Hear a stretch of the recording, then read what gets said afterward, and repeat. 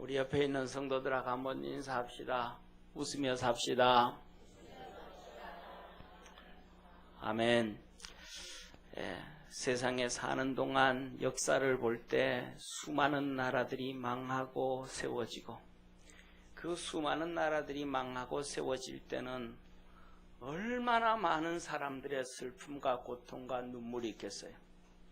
가정마다 남편과 자식들을 잃었고, 환자들이 찾아왔고, 다친 사람들이 있고, 그들의 경제적인 삶은 파탄에 빠졌고, 그렇지 않다 할지라도 우리의 삶은 정말로 힘들고 어려운 삶들, 때에 따라서는 짜증나고 화나는 일들이 우리 삶의 산더기처럼 찾아옵니다.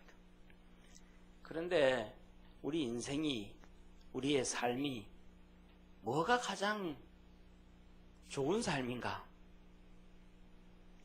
웃고 사는 거예요. 할렐루야. 옆에 있는 분하고 다시 한번 인사합시다. 웃으며 삽시다. 우리 성가대는 인사할 때 웃으며 찬양합시다. 성가대만 한번 인사합시다. 아멘. 웃는 거예요. 자, 오늘은 시편 14편 1절에서 7절에 있는 말씀, 즐거워하고 기뻐해라. 왜? 즐거워하지 못하는데, 기뻐하지 못하는데 즐거워하고 기뻐하라는 거. 왜? 하나님이 일하실 거니까. 아멘. 오늘 이 시편 14편에는 이렇게 말씀하셔요. 다윗의 시 영장으로 한 노래. 다시 말하면 인도자, 지도자를 따라서 찬양해라.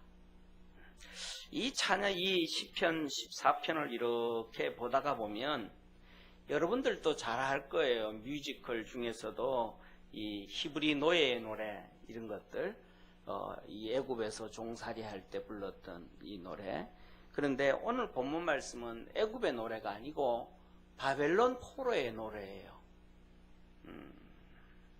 오늘 여기 오늘 본 말씀 14장 7절 후반부에 이렇게 말해요. 여호와께서 그 백성의 포로된 것을 돌이키실 때에, 다시 말하면 포로로 끌려갔다가 돌아올 때에 야곱이 즐거워하고 이스라엘이 기뻐하리로다. 사랑하는 성도님, 한번 보세요. 포로로 끌려가서 70년 동안 살다가 고레스 왕이 자기 왕실에 돈을 다 풀어놓고 70년 전에 끌고 왔던 예루살렘의 하나님의 법궤와 성구들 전부 다 내어주고, 그 다음에 자기 개인 왕실에 돈을 주면서 이것 가지고 너 돌아가서 하나님의 성전을 지어라. 그리고 이 바벨론 전역에 퍼져 있는 이스라엘 백성들, 원하는 사람은 다 돌아가라. 모든 재산을 가지고 모든 것 다 돌아가라. 출애굽과는 전혀 다른 상황이에요. 그들이 고레스 왕이 준 성전 기구를 앞세우고 법궤를 앞세우고, 거기에 같이 있었던 제사장들, 그 다음에 선지자들, 학계, 스가랴, 말라기, 이 사람들과 함께 유재 총독 스룹바벨과 함께 쫙 돌아올 때 그 행렬, 수십 명의 행렬이 아니라 수백 명, 수천 명의 행렬이, 10,000명 이상의 행렬이 쫙 돼서 올 때 그들이 얼마나 신나서 노래하겠어요. 이 뮤지컬, 애굽의 노예 생활하던 그 유대인들이 애굽에서 그 비참하고 비통함으로 노래한 것이 아니고 정말로 신이 나서 그 멀고 먼 광야길을 지나고 노래하면서 하나님을 찬양하면서 올 때 얼마나 신이 나겠어요. 그래서 그들이 돌아올 때 야곱이, 이스라엘이, 야곱은 이스라엘의 조상이잖아요. 야곱의 12아들들이잖아요. 이스라엘이. 그 야곱이 기뻐하고 얼마나, 하늘나라에서도 이 야곱이 얼마나 기뻐하고 즐거워하겠어요. 이것을 바라보면서, 이것을 생각하면서 다윗이 하나님 앞에 찬양한 시가 바로 이거예요. 그러니까 이스라엘 백성이 바벨론으로 포로로 끌려가서 그 어려움 가운데 있고 그 어리석은 자, 그 정권자들, 지도자들, 그들이 이스라엘 백성을 핍박하고 고통을 주고 그 고통을 당하는 이스라엘 백성들, 믿음으로 사는 이 고통당하는 팔레스틴 사람들, 믿음으로 열심히 죽으라고 뛰어다니며 사는 이 바벨론의 포로로 끌려간 그 후손들, 그들. 아니, 사랑하는 성도님, 이제 나라가 세워진 거예요. 사울 시대로 왕이 세워지고 다윗이 그 다음에 왕이 된 거예요. 그리고 난 다음에 그때로부터 시작해서 아직도 400~500년 후에 있을 사건이에요. 포로로 끌려가서 돌아오는 사건은 거의 600년이 후에 이루어질 사건이에요. 이 다윗이 나라가 이제 태동했는데 600년 후에 돌아올 걸 생각하면서 찬송하고 500년 후에 그 고통받을 후손들을 위해서 찬송하고 기도하는. 그래서 그들이 1차로 돌아올 때 538년, 약 한 500년 전. 그리고 2차 457년, 3차 444년. 그들이 쫙 돌아와서 성전을 건축을 하고 2차로 돌아와서 신앙 회복이 되고 예배가 회복이 되고 3차로 돌아와서 예루살렘 성벽을 쌓으면서 그들이 나라를 세워가고 그로 인하여서 마카비 독립운동이 이루어지고 하는 이 놀라운 역사. 다윗이 그 앞으로 500년, 600년, 700년을 내다보며 찬양한 시가 바로 이 시편 14편. 한 나라의 지도자라면 이렇게 다윗처럼 500년, 600년, 700년 후는 못 내다봐도 100년, 200년 후를 내다보며 계획 세울 수 있는 지도자가 이 나라에 계속해서 일어나기를 주의 이름으로 축원합니다.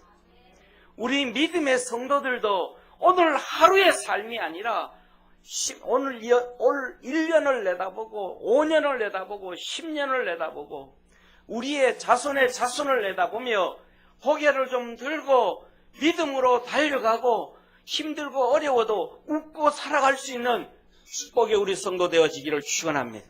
그날 그때 그 현실에 잡혀서 질질 매고 거기에 맺혀서 그냥 허덕이고 그게 아니고 좀 고개를 들고 귀가 열리고 눈이 열리고 하나님 앞에 하나님의 계획과 뜻을 분별할 수 있는 능력의 성도 되기를 축원합니다.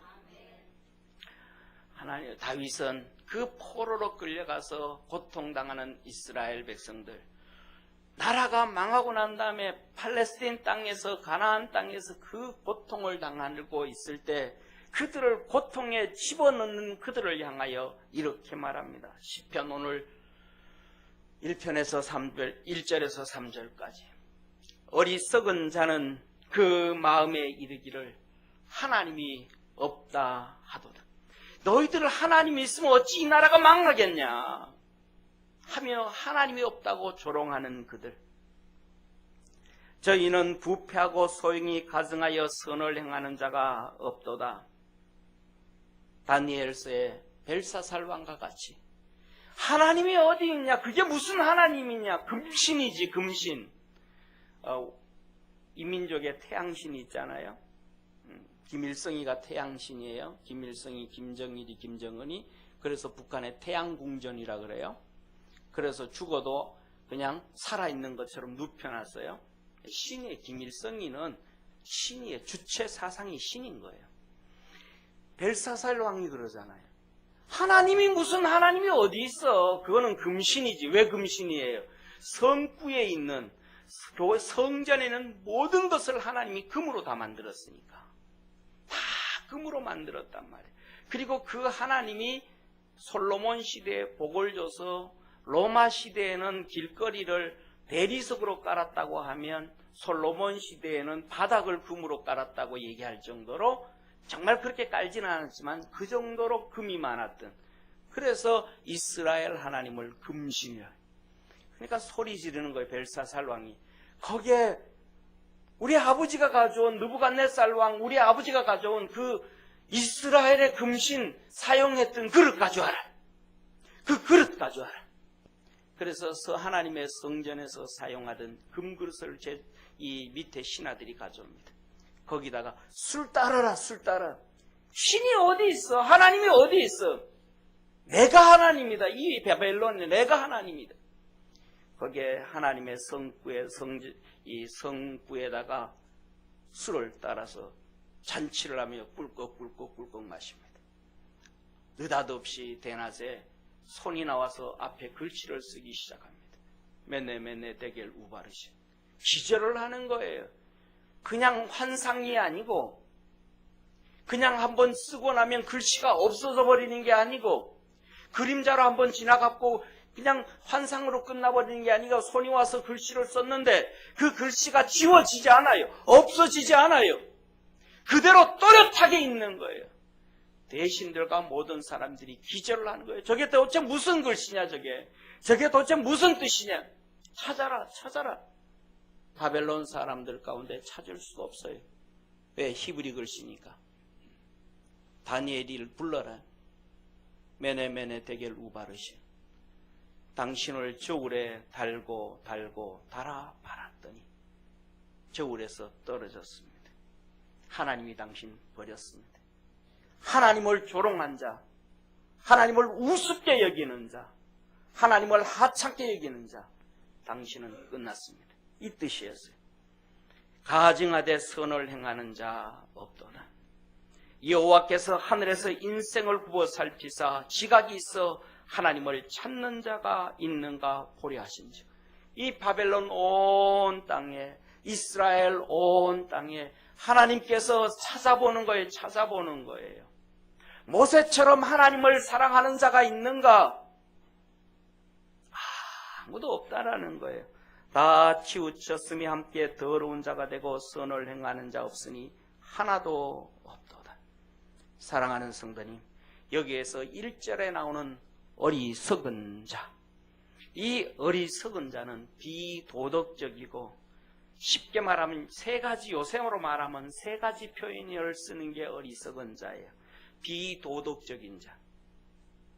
남한테는 도덕을 요구하면서 자기에게는 도덕을 적용시키지 않아요. 남한테는 헐뜯으면서 자기는 괜찮대. 비도덕적이고 내로남불인 자. 자기가 하면 로맨스고 남이 하면 불륜이라고 사정없이 하는, 남한테 그랬으면 자기한테도 그렇게 적용을 해야, 잣대는 같아야 되는데 그렇지 않은 자. 유물론자. 하나님이 어디 있어? 내세가 어디 있어? 영혼이 어디 있어? 이 땅에서 잘 먹고 이 땅에서 권력 갖고 이 땅에서 잘 싸면 되지. 이러한 자. 양심이 마비된 자들. 사람을 죽여도 가책이 없고, 사람들에게 고통을 줘도 가책이 없고, 이런 자들. 이 바벨론에 있던 그들이 이런 사람 오늘날에도 그냥 너무 많아요. 지도자들도 그런 지도자들 너무 많고요. 그런 나라에 사는 사람들도 너무 많고요. 그런 나라도 너무 많아요. 왜? 그들 속에는 하나님이 없다고 생각하기 때문이에요. 하나님이 있으면 두려워할 줄 아는데 그걸 모르는 거예요. 이들은 특징이 얘기를 말씀합니다. 부패하더라. 다시 말하면 죄악 가운데 있더라. 남이 이 죄를 지금 막 죽이려고 하지만 자기도 죄악 가운데 있더라. 이들은 가증하더라. 위선적이더라. 선을 행하는 자가 없더라. 선을 왜 해요? 남을 위해서 하잖아요. 자기만을 아는 사람.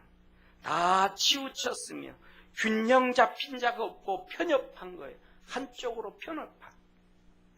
함께 더러운 자가 되고, 함께 더러운 자. 죄를 지어도 혼자 짓지 않고 같이 지어요. 무리를 지어서, 때를 지어서 함께 죄를 지고, 그렇게 죄를 지으면서도 깨닫지도 못해요. 깨닫는 사람 있으면 돌려내요. 그 사람 난도질하고 죽여버려요. 선을 행하는 사람 없다고 1절과 3절에 2번씩이나 말씀하셔요.